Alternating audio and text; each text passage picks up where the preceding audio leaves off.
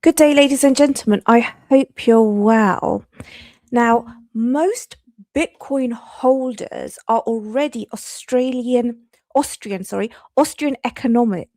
economists without even knowing it. The principle that draws people to Bitcoin, sound money, fixed supply, no central control, freedom from government debasement. These are not new ideas. They are the foundations of an economic school of thought that has existed for over 150 years. This stream, we're going to be covering the history of the economic thought, why the current financial system works the way that it does, who is it built to benefit, and why Bitcoin is not just technology. It's a natural conclusion to 150 years of economical thinking. No maths, no jargon, no complicated language, just clear, straight explanation of how money and power actually work in the world. Just before I go forward, let's quickly see who's in the chat. So we've got Mike Volmer. Hello, Mike. I hope you're well. We've got Black Hat Team. I hope you're well. John Legend, I hope you're well. There are other people watching. If you are watching, please do put out a like. Please like the stream, share it, and also come into the chat and say hello. So, why economics? Now, most people think economics is complicated, and that is because we're made to think like that. Economics is about how the governments control money.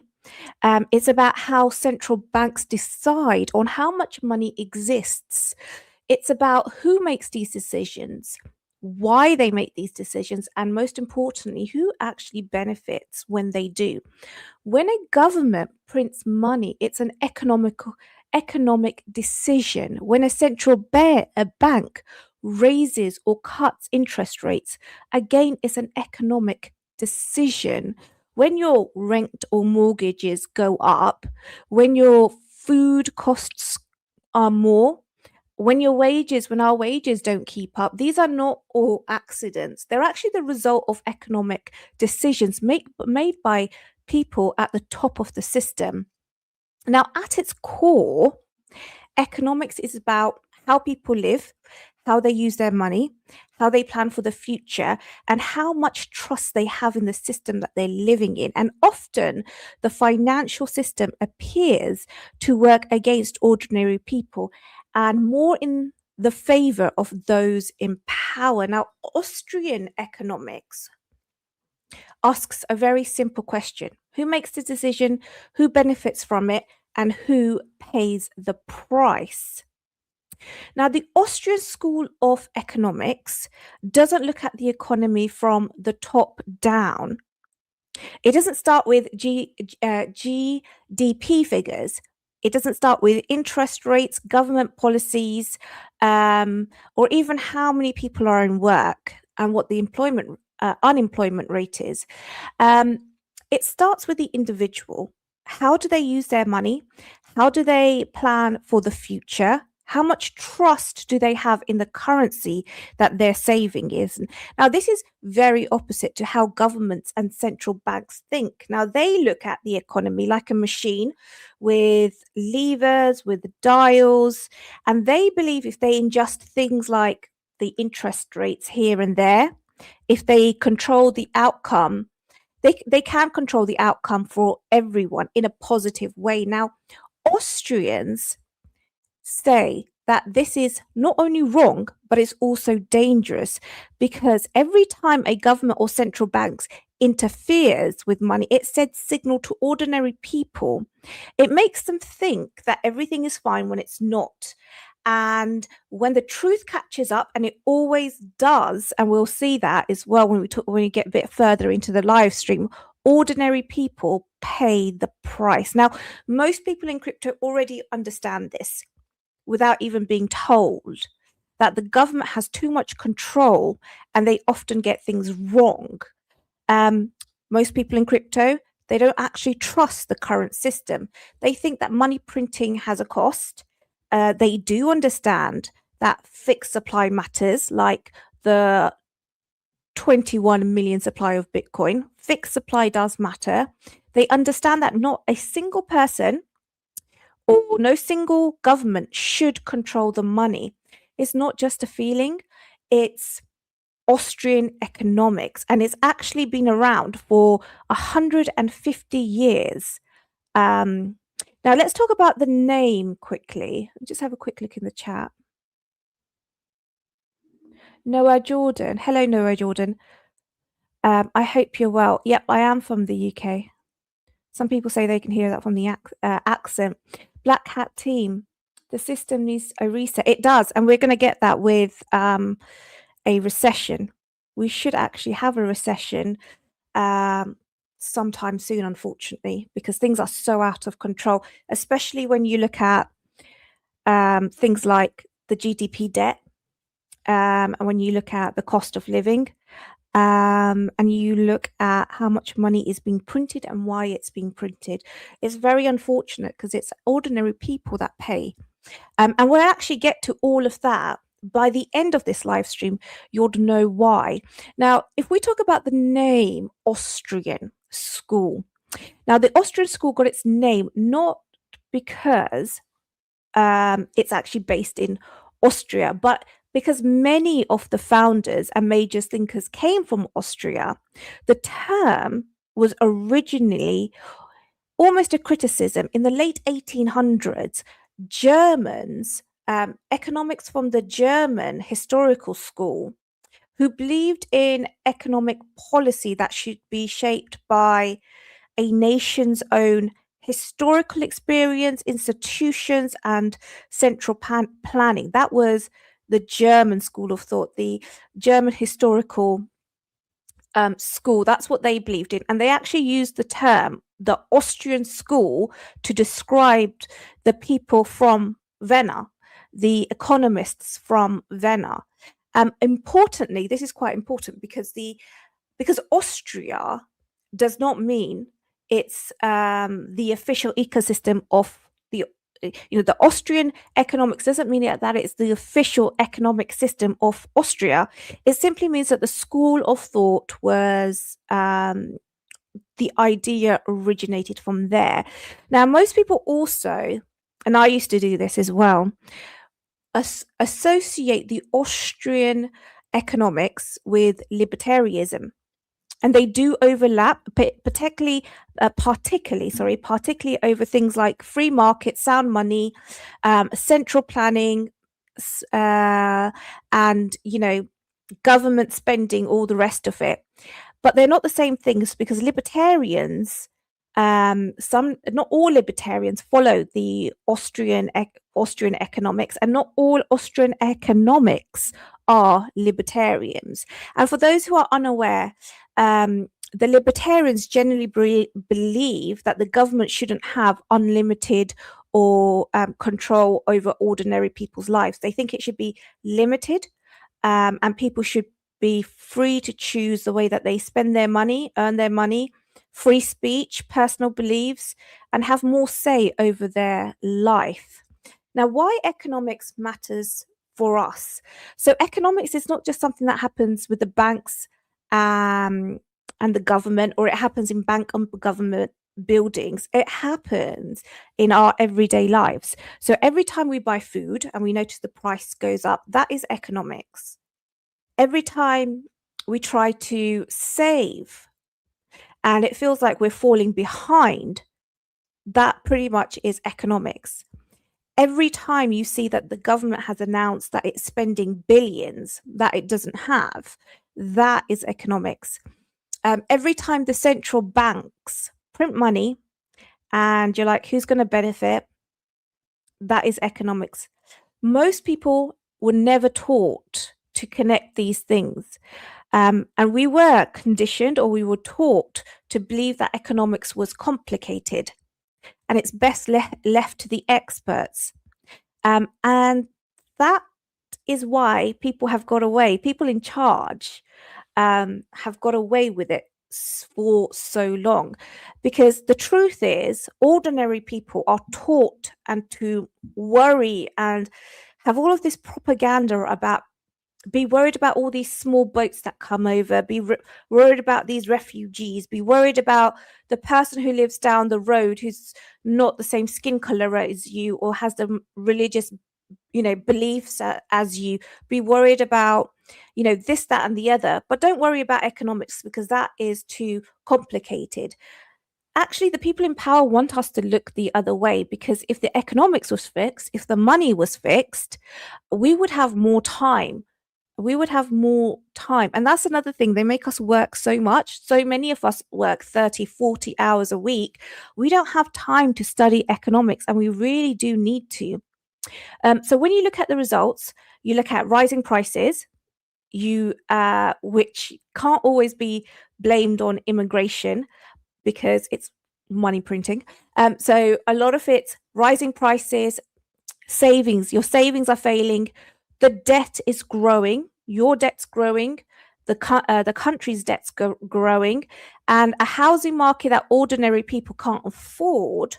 It becomes very clear that either the experts don't know what they're doing, or the system is designed to work that way. So it's not just you. We see it. I see it as well, and so do most of the other people in the chat. Austrian economics collect all of this. It explains why prices are rising. It explains who benefits from money printing. It explains why savings have become harder, and it explains why debt has been easier to obtain. And it's so much more easier to get into debt nowadays. Our thinking has even changed as well. Back in the days, our grandparents wouldn't get into debt. They wouldn't take out loans. They will spend in their means. Nowadays, a lot of people have credit card debt. They have mortgages, which is another form of debt. They have student loans. They have car loans. They take out debt even to get mobile phones. They take out debt for pretty much a lot of things, and payday loans. This is all economics. Now, there are many schools of thought, and to understand the Austrian school of thought, it's going to help if we know what came before it. So think of it like as a simple timeline. So the first school of thought is Mercantilism. I can't say it. And that was round about the 15th to 17th century, hundreds. And it's the oldest form of economical thinking. The idea is pretty much simple, and the idea is actually quite good, but the people in power don't like this idea. The king and the state control all trade. The country must collect as much gold as possible. The economy exists to serve those in power and also their people. The money flows from top down, and the ordinary people exist to service the system. If the king gets into debt, if the state gets into debt, and the ordinary people suffer, they stand up, they rise, they have a revolution, they get rid of the king. So basically, it's a way of saying that the king and the state should be responsible. They should collect as much gold as possible. And then if there is a problem, the ordinary people have a revolution. They get rid of the king, they get rid of the state. It's happened many times. It doesn't always work, because obviously you get kings and you get governments that are very, very strict as well. And after that came the classical economics. Classical economics, 1776. Let me just check that. 1 second. Oh yes, please do like the stream. Please do like and share. I don't know if I'm actually on X. Black Hat Team, am I actually broadcasting on X? Could you have a look, or John? Just let me know. So the second school was the classic economics from the 17th century, 1776 onwards, and it began with a man called Adam Smith, and he wrote a book, and his idea basically was that when people are free to trade and make their own decisions, the economy organizes itself without anyone being in charge. And he also had this famous saying of the invisible hand. The idea is powerful, but classical economics had one big flaw. It believed that the value of something came from how much work went into making it. And that actually opened the door for Karl Marx. And the Marxism was the next school. That was the third school, and that was in 1848. Now, some people may have learned about Marxism or Karl Marx during the Second World War, because that's when his ideas were implemented. Marx took this idea and pushed it to its end point. So he was like, if work creates all the value, then the factory owner who does not work in his own factory is going to take from the workers. So his solution was to establish private ownership entirely. So nobody really owned anything. Everything was publicly, there was a lot of public ownership. Public ownership existed, but we all know how that ended. Every country that tried it ended up poor. They definitely ended up less free. They ended up ruled by the state. The state became more powerful than anything that came before it. The fourth was Australian Economics. Now, that was founded by Carl Menger, and he said that everyone before, all the other schools of thoughts, were wrong. And they were not wrong. They were making the same mistakes again and again. What they were doing was they were looking at the economy from the top down. Now, the Austrians said the economy was not a machine. Instead, it was made up of millions of individuals making their own decisions every day. And we should start here, and everything else will flow into place. So if you start with the person, everything else will flow into place. After that, we had Keynesism, and that was a British economist. And he basically said governments should actively manage the the economy. They should spend through hard times. They should cut interest rates to encourage borrowing. They should print money when it's needed. And this actually became the dormant school of economics because it told governments exactly what they wanted to hear. It told them, and it gave them a reason to spend money and then call it good policy. Now, what we have nowadays, which is actually the sixth school of thought, is what is mainstream today, is we have a mix of Keynesian ideas and central bank control. That's regarding government spending. The government spends, the central bank prints, interest rates are set by committees rather than the free market. And ordinary people are really at the bottom of the list. And that's why we buy less and less. Our money is worth less and less every year. Okay, thank you, Black Hat team. Okay, let's talk about the founder. Now, every school of thought has people behind it, and we're just going to concentrate on one person. The founder of the Austrian School of Thought wasn't a politician. He wasn't a banker. He was a thinker. So people who look at the world and ask, why is it the way it is, and who does it serve? So Karl Menger was born in 1840, and his single greatest idea was that value was not something determined by how much we work for it, how much work we put into it. It's actually determined by how specific value is to a certain person at a specific time.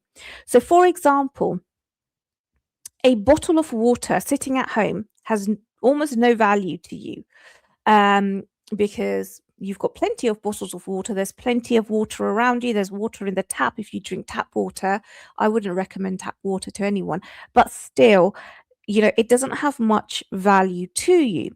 But the same bottle of water has enormous value if somebody was dying from thirst or was in a desert. Now, the water doesn't change. The value based on the person and the situation and how much you're willing to pay for it changes. And this became the foundation of everything that the Austrians built after that. And I think that's a really good way of explaining it as well. The bottled water explanation. Now, there were 4 ideas in total. So the 4 core ideas. The first one was value is personal. The value of anything is not fixed. It's not determined about how much work went to making it. It's actually determined by the person looking at it at that moment in that situation. So 1 Bitcoin means nothing to somebody who doesn't understand it, who doesn't know about it, who doesn't understand it, who doesn't value it, who thinks it's internet magic money. But that same Bitcoin means everything to somebody who's living under a collapsed economy. So with Iran, their economy collapsed, and a lot of people put their money into Bitcoin to hold its value. So 1 Bitcoin in Iran means something to that family or to that person, whereas 1 Bitcoin to somebody who doesn't know anything about it doesn't mean very much at all. So the Bitcoin doesn't change, but the person and the situation changes. That's why no government or central bank can set the true value of anything, because value lives in the individual, not in committees. The second core idea was time preference. And that basically simply means how much do you value something today versus tomorrow. So time preference means what you want now, what you're going to spend today. If you're not going to save, if you're not going to plan ahead, that's high time preference. It's spending now. It's not saving. It's not planning ahead. Low time preference, so just get the terminology right. That's when you're willing to wait. You're willing to build. You're willing to save. You're willing to sacrifice the dopamine hit that you can get right now because you're planning for the future. You're planning for the future. And here's the key point. Money, that it's the way that you change money. So it's your mindset, but it's not that the money's changed. It's the mindset that has changed. So when money holds value, so if you know money holds value, let me give you another explanation because that might not make sense. When you know something holds value, you save it. You plan. You think about the future. You think about building because it's going to provide you value in the future. If you're going to build a house, you're going to work towards that. You're going to plan for it. You're going to think about the future, that when I've done the work that I need to do, I'm going to have a house. And that is actually low time preference, because you're willing to save, you're willing to build, and you're willing to plan. That's a lot of things that's pretty much what Bitcoiners are doing at the moment. They're willing to save, they're willing to build, and they're willing to plan for the future and forsake the dopamine hit that we get now. So when value loses money, and value does lose money because of inflation, it loses value every single year. And that's why a lot of people don't save, because what you spend now is better than saving for the future, because you know that your £100. Okay, let's put it this way. If £1,000 in a savings account today has inflation running on it at 10%, next year, that £1,000 will be worth £900, if that makes sense. You've saved it, you've done the right thing, but you're going to be punished for it. Now, if you took that same £1,000 and you bought a house, the price of that house will go up with inflation. You're borrowing money, but you come off better. You come off better because you know that you're planning ahead, you're saving that money, you're You're not going to get that dopamine hit today because you know that tomorrow something will be better for you. So the person who saves a lot loses because that money that's in your bank account loses value. But the person who does something with it, makes it work, that person wins. So if you put it into Bitcoin or you put it into a house, you're going to win. So a lot of people buy their house and they say, look, it's our forever house. But some people buy their house and they're like, you know what, when the value goes up, we're going to then go and buy our forever house.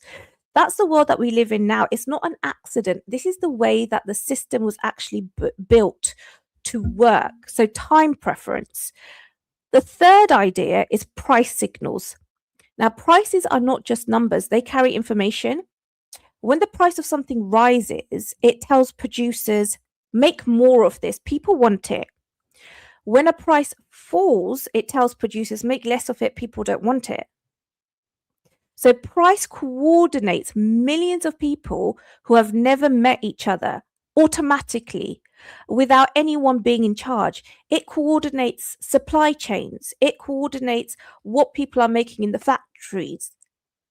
That's price signals. Now, when a central bank artificially cuts interest rates, and this is something that the Keynesian school of thought allows or thinks should happen. It's not something that the Austrian school of thought thinks should happen. But when the central bank artificially cuts interest rates, the price of borrowing money is false because it tells people and it tells businesses that there's more money available than there actually is. And people are going to borrow more. Businesses are going to probably take out loans, invest, and then we get a boom. A boom begins. A bubble starts to begin. Because what happens is when the central banks cuts rates, mortgage payments go down, loan payments go down. People have more money in their pockets, but they're not richer. They didn't earn that more money. They didn't save more money. It's just that their cost of debt has got cheaper. So they're going to feel richer. They're going to spend more. Now, businesses, they see more spending. They see the economy growing. So they think we should invest. Let us hire more people. Let us take out a loan. Let us expand because people like our products. But what's actually happened is the interest rates have gone down and people have a little bit more money. And it's all built on cheap debt. So when a business then sees, I've got more demand for this item, and also if I take out a loan, I can take out a loan, I can finance better machines, all the rest of it, I can produce more of this. When they take out a loan, it's cheaper for them to borrow as well because their interest rate on their loan payments is going to be down as well. But there is another side to this, and this always happens. Interest rates, when interest rates go down, savers get punished. So if you have money sitting in a savings account, the interest that you earn on that goes down too. So your saving becomes less attractive. So many people might borrow. They might borrow to start businesses because the money that they were earning is not earning them. The money that their interest was earning is not earning them that much money. So they might start a business to make their money work for them more, or they might take out a loan and try to do something to get more money, because savers get hit when the interest rates go down. When central banks eventually rise rates again, because inflation gets out of control. And that's what happens when money's cheap to borrow. Inflation gets out of control. Suddenly, everyone who's borrowed at cheap rates gets into trouble. Mortgage payments go up. Business loans become more expensive. The boom begins, and people who borrowed are going to get hurt the most. And that's a cycle. And the central banks could create it. The boom is a lie. The real resources are not there. And when that boom collapses, businesses fail, jobs disappear, people lose their home. It's not a market failure. It's just what happens when you corrupt the price signals and this happens to the markets. And the Austrian explanation of the price signals, explains every major financial crash in modern history, including 2008. Now, there's another idea, the fourth idea of the Austrian School of Thought. Now,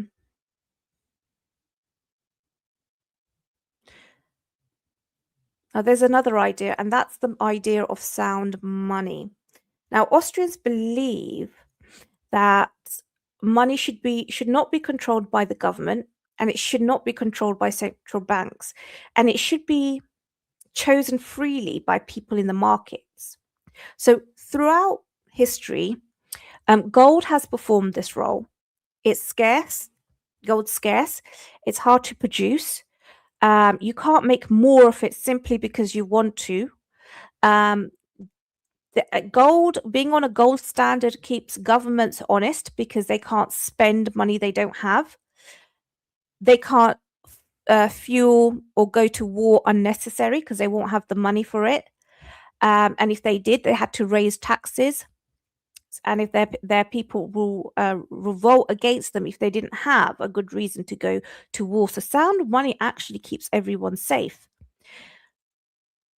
Then governments took over. Governments took control. So back in the day, we had the gold standard. We even had a silver standard. We had so many, different standards, but we had sound money. They removed the gold standard, as they did. Britain removed it in World War One. America removed it in the 1970s. And they just start printing, and then it's a never-ending cycle.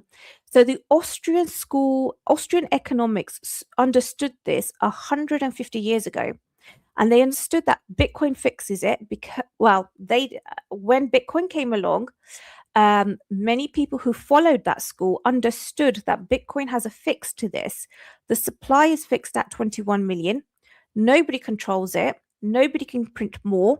It's actually the hardest form of money ever created. And when Saifedean Ummus wrote the Bitcoin standard, which if anybody hasn't read it, I highly recommend you go and read it.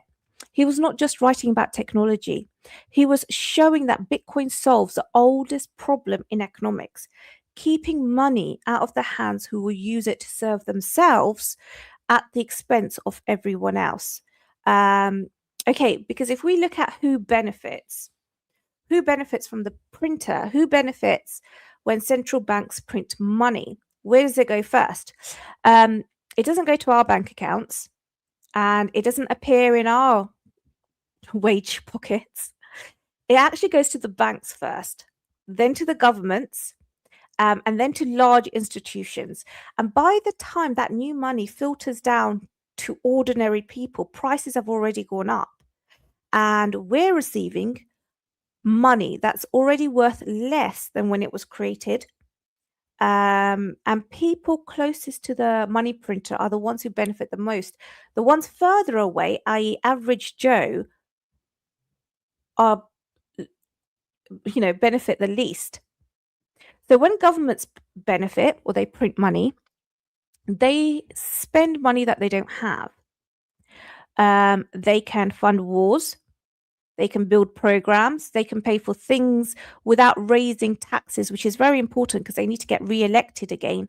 And there's one or another major election every 2 odd years.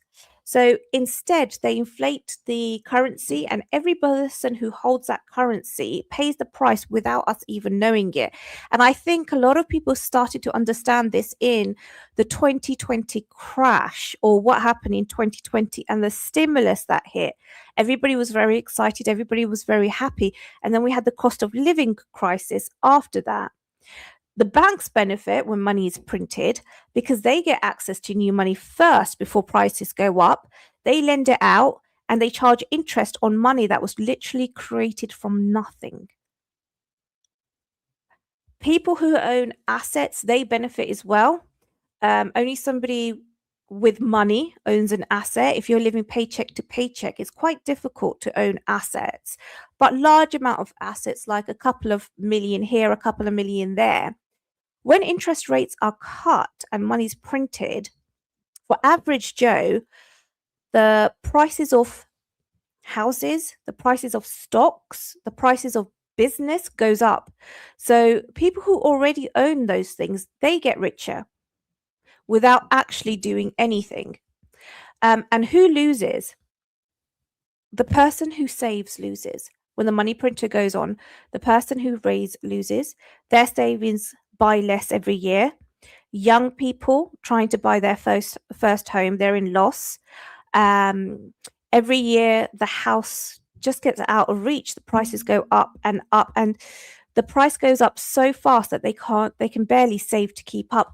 Not only that, the house that they're renting as well, or wherever they're paying rent, unless they're living with family or they're living rent free, that will go up as well. So everything's eating into their paycheck. Workers lose because their wages never keep up with the cost of living, or for most workers, even the cost of inflation. So people a person who's done literally everything right, they've worked hard, they've saved, they lived within their means, they still lose because the system is not built for them. And then also with Australian economics, let's have a look at Australian economics and Austrian economics, and how Austrian economics flips all of this. Now, in Austrian economics, the saver wins because hard money holds its value.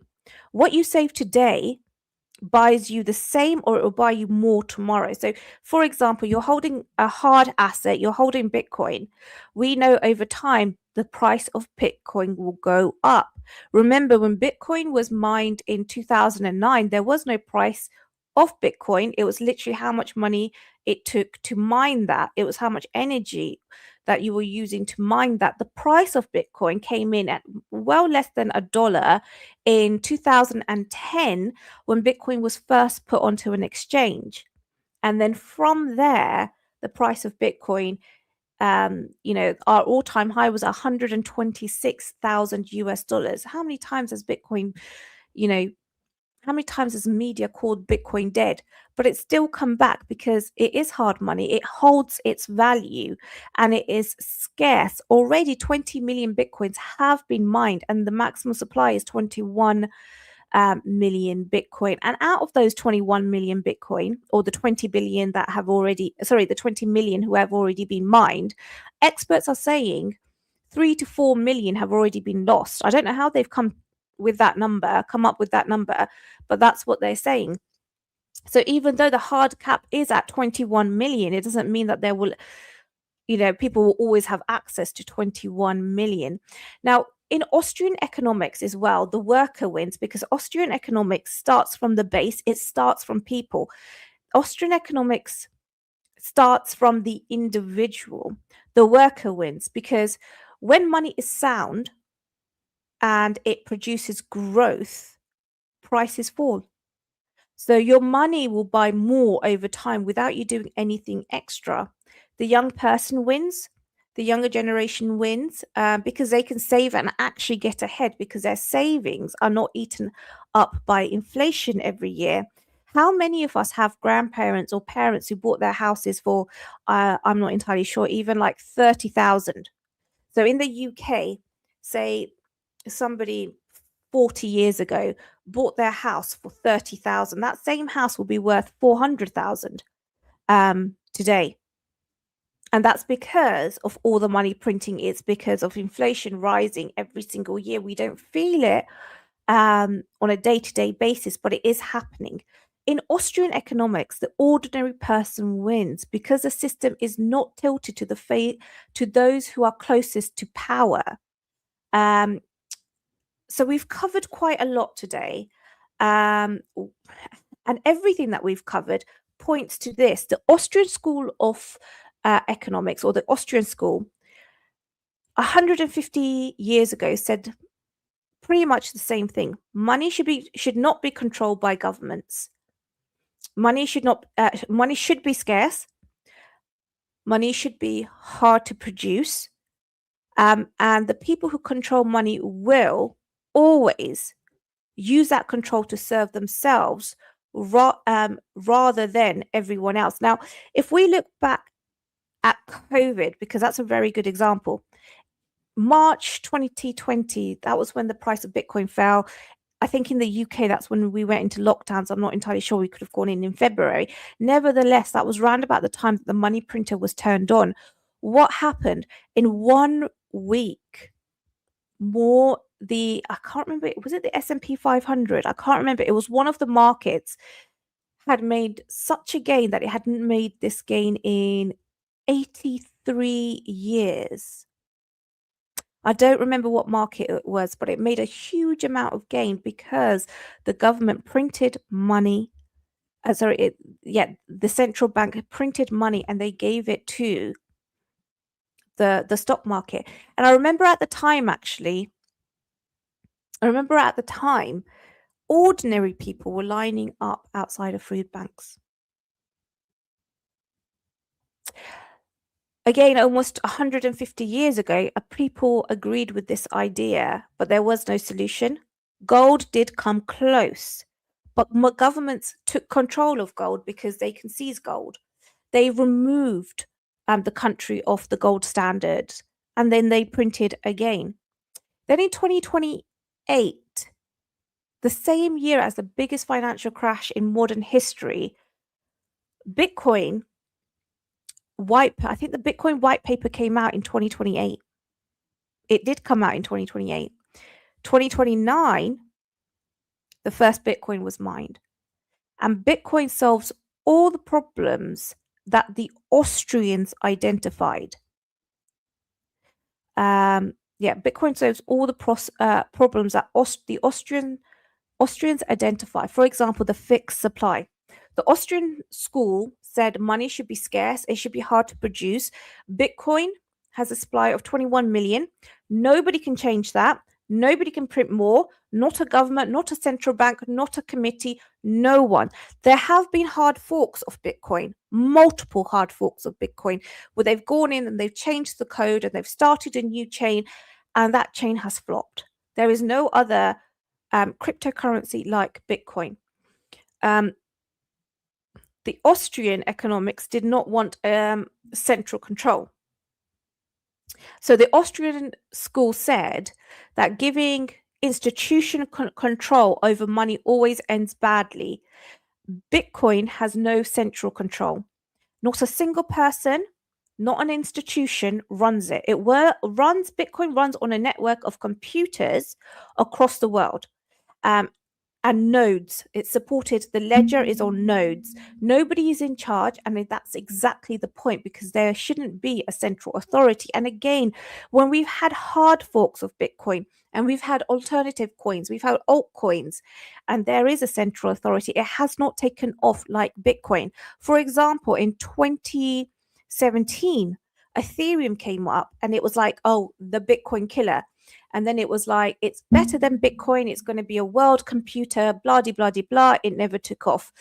Another thing that the Austrian economics came up with was obviously sound money, that they said that sound money rewards savings and it punishes those who debase it. And they noticed this from history. They've noticed it. They've noticed the gold standard and what it can do.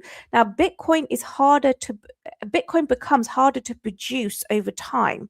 So every 4 years, the rate of new Bitcoins created gets cut in half.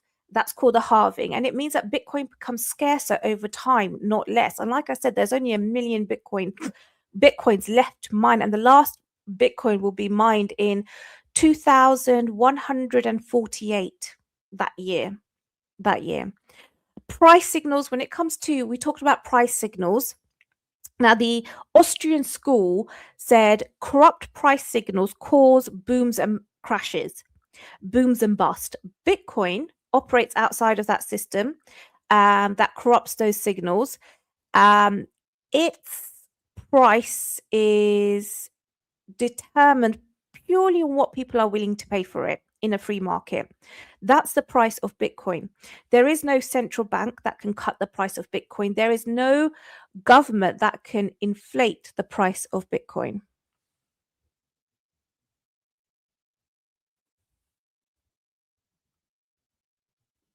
Just checking the chat. Time preference. Remember, high time when you want to spend immediately, low time when you're looking to save. So the Austrian school has said that hard money lowers time preference. It makes people think long term. It thinks people want to save, they want to build, they want to plan for the future. And this is exactly what happens when people buy Bitcoin. They start to think differently. They stop thinking about next month. They start to think about the next 10 years. They start to think about their grandchildren, their legacy. They start to save instead of spending. They plan instead of reacting because they know that the price of Bitcoin will go up and it will be better for them. And we actually have a name for this in the Bitcoin community. It's called the Bitcoin Standard. But what we're really describing, or what they're really describing, is it's lowering their time preference. And that's pure Austrian economics. Another way that you could think of it is that when somebody goes to work, when they turn 18 or 21, or whenever they join the workforce in the UK, and I don't know what it's like in America and in other places, we're meant to start a pension, but nobody wants to take out a pension. And the reason why nobody wants to take out a pension is that they can't see, or they don't want to plan for the future. They don't want to plan for the future. But when you have Bitcoin and you can see in front of you that the price of Bitcoin is going up, people are more likely to buy Bitcoin. And I have spoken to a lot of people, and I have asked them, what is it like when you speak to younger people? And they tend to say that younger people understand Bitcoin and younger people are buying Bitcoin. Which just goes to show that Bitcoin lowers time preference. You don't need that immediate dopamine hit, because you know over long term the price of Bitcoin is going to go up. So the current system is literally built to serve those closest to power. And the Austrian school identified this over 150 years ago. Bitcoin solves it. And most people in this space already believe this, even before they've heard the name Austrian Economics. Even before they've heard the name Austrian Economics.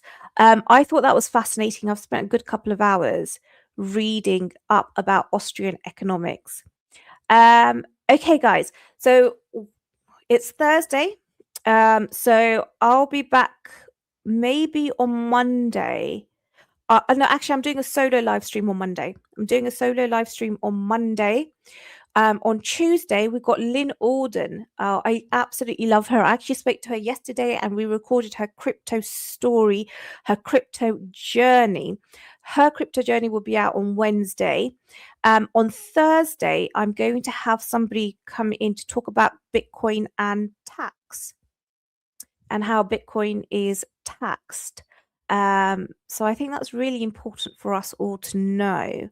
And then towards the end of this month, I will be going to the Cheat Code Conference, which is in Bristol.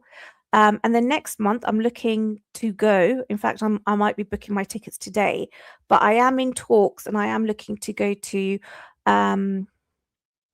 Istanbul Blockchain Week. So that's me done for today. Thank you for watching. Do hit the likes, share, and if you